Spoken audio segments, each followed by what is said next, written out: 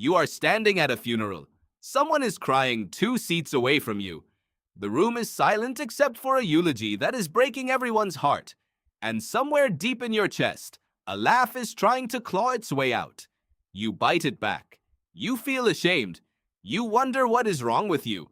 Nothing is wrong with you. The real answer is far stranger than shame. Your brain is not broken in that moment.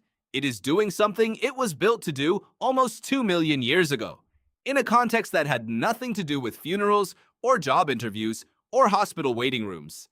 It is running an ancient survival program, and it has no idea that the room you are standing in calls for silence instead of noise.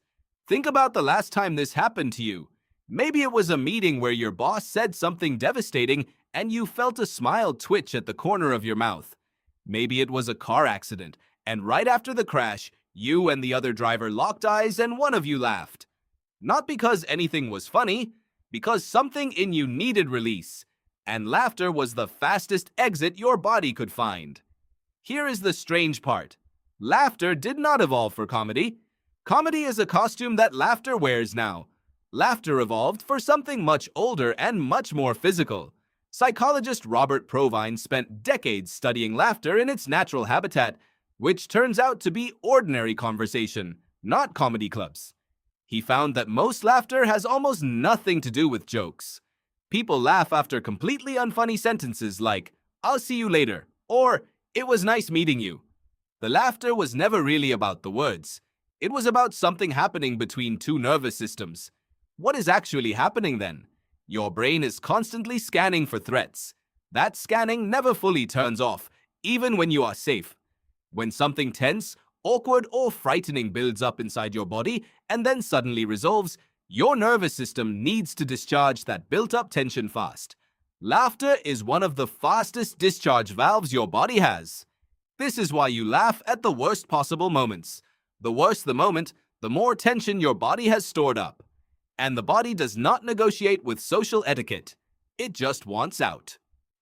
Charles Darwin noticed something similar more than 150 years ago. In his work on the expression of emotion in humans and animals, he observed that laughter often appears in moments of relief from danger or distress, almost like a physical release valve built into the nervous system itself.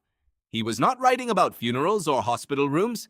He was writing about something far older, something shared in fragments with other primates who pant and vocalize during rough play, right at the edge of where play could turn into a real fight. That edge matters, because laughter, it turns out, almost always lives on an edge. Psychologist Peter McGraw, who runs the Humor Research Lab at the University of Colorado Boulder, built an entire theory around this edge. He calls it benign violation.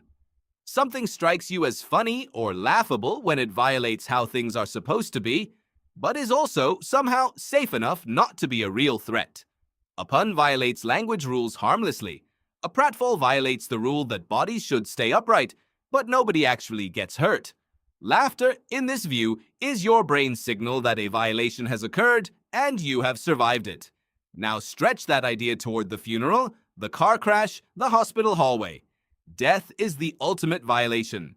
It violates everything your mind expects about permanence, about people staying where they are supposed to stay. A funeral is soaked in violation, and your nervous system, sitting in that silence, surrounded by grief, is overloaded with exactly the kind of tension that laughter was built to release. Your brain does not check the calendar before reaching for relief. It does not ask whether this is a comedy club or a memorial service.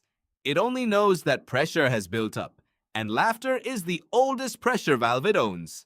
This is the part most people never realize. Laughing at a funeral does not mean you do not care. It often means you care so much that your body is overwhelmed, and laughter is what overwhelm looks like when it has nowhere else to go. There is a name researchers sometimes use for this: nervous laughter. It shows up in courtrooms, in surgical waiting rooms, in moments right after someone narrowly avoids a serious accident. It shows up in soldiers, describing horrific events from the battlefield with sudden bursts of laughter that confuse the people listening to them. None of this is disrespect. It is biology refusing to wait for permission. Here is the twist that makes this even stranger. The body cannot always tell the difference between fear and the relief of fear ending. Both states spike your heart rate. Both states flood you with adrenaline. The line between terror and hilarity, physiologically, is thinner than you would like to believe. Ride a roller coaster and listen to the sounds around you. Screaming and laughing blur into each other so completely that on a recording, you often cannot separate them. That is not a coincidence.